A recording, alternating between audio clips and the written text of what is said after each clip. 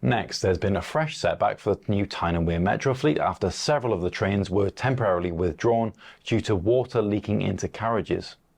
Next has confirmed the issue, which happened over the weekend, was linked to faults with the heating and air conditioning systems. 4 trains were affected, though 5 of the 6 new trains are now back in use. A joint investigation with Swiss manufacturer Stadler is underway. Next has said it was the most complex fleet rollout in its history and apologised for the disruption. The new trains, part of a £362 million project, are being phased in and are due to fully replace the 40-year-old fleet by the end of 2026. A Newcastle neighbourhood will be one of 25 across England to receive a share of £200 million in regeneration funding.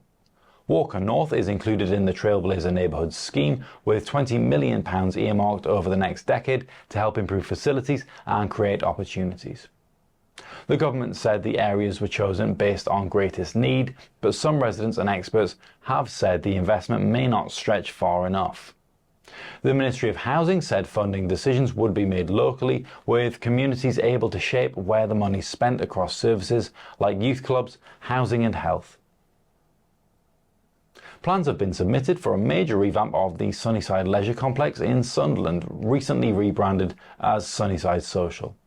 The scheme follows the collapse of Empire Cinemas, which left the city without a multiplex, and would see new shop fronts, internal upgrades and fresh investment in the listed register buildings.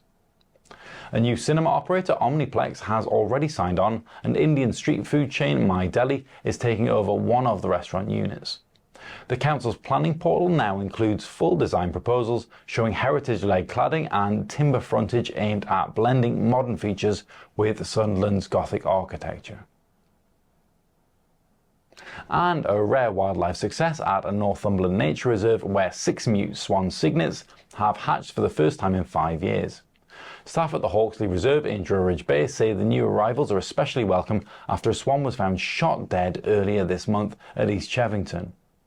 The parents were too young to breed last year, but are now being closely monitored by the Northumberland Wildlife Trust.